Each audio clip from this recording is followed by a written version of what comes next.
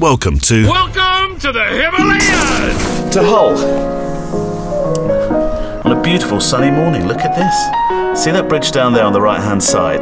That was used last year for an art project. 3,200 people stood on that naked, daubed just in green and blue paint. Some people will do anything in the name of art. Today's piece is about paper, but I want to show you something else first. Hull has not one, not two, but three Banksys. And behind me is Raise the Drawbridge, which I guess is a graffiti piece all about leaving Europe. But a couple of months ago, somebody took a bit of a dislike to this piece of work, so they came along and they drew all over it, or they painted all over it, they daubed white paint all over it. And a window cleaner was a bit upset by this. So he came down and he restored the Banksy piece to its original glory by putting white spirit over the top of the white paint that was covering it. It's a shame now you can't actually get to it because you can see it's behind all this fencing. All right, Jamesy, enough of Banksy. 200 yards round the corner and you step through a modest door into what's like a TARDIS of paper beyond. Everything in this building seems to be a little bit touchy-feely, including the breakout area in reception. Oh, by the way, that's Tim, gaffer, in the photographic department. So the whole office is about what you feel and the texture. This is a great place to actually film a vlog because this sound in here is great, isn't it? It's a dead sound. Exactly, yeah. So you got that great. which soaks up the sound. Yeah. Which obviously soak up the sound. Like one of these at home. One for the Christmas wish list. I spend a great deal of time with brides and grooms poring over paper.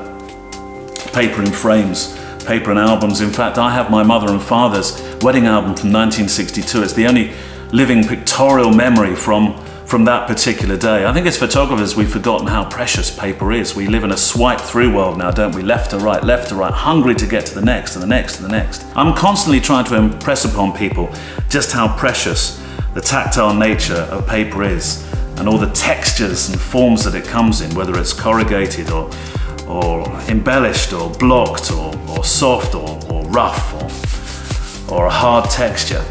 The tactile nature of paper is just so important. So I brought you to this gem of a place on the banks of the Humber.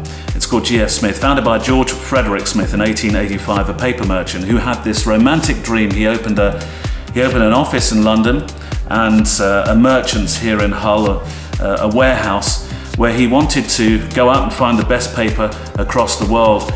And it seems, the irony isn't lost on me, of Banksy's piece of graffiti where he talks about raising the bridge when G.F. Smith was trying to lower that bridge and get across the waters from the Humber. The people you're about to meet are a special breed. Now you might find a film about somebody who lives for making envelopes just a tad strange in this world of YouTubers and wanting to be footballers.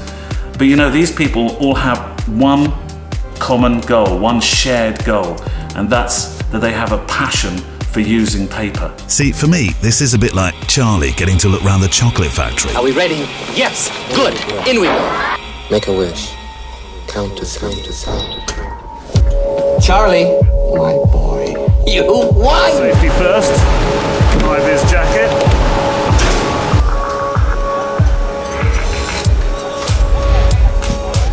Going up. Okay.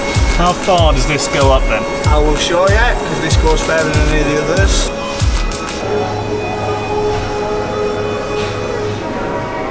Go a bit higher.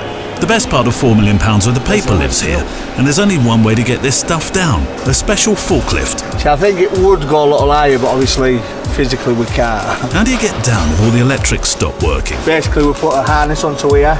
Yeah. Onto ourselves. Yeah. And we have to climb over. Yeah. Abseil down. I hadn't seen it in the time I've been here. Nobody's had to do it yet. Just on that one, you got 433 kilos of paper. 433 kilos. Yeah. Of paper. And if that was to fall from here, yep. I don't think the person down there, if it was to hit anybody, would be. Well, you'd have a sore head, wouldn't you? Oh, I think a bit definitely more than a sore head. Yeah, definitely. Meet my new mate, Glenn. He has a real love affair with good old-fashioned press, bind, ratchety, stamp and make machines. Sort of things that still have a heart and a rhythm. And this makes, this is good for noise as well. This is a German machine, and its job is just to put that in.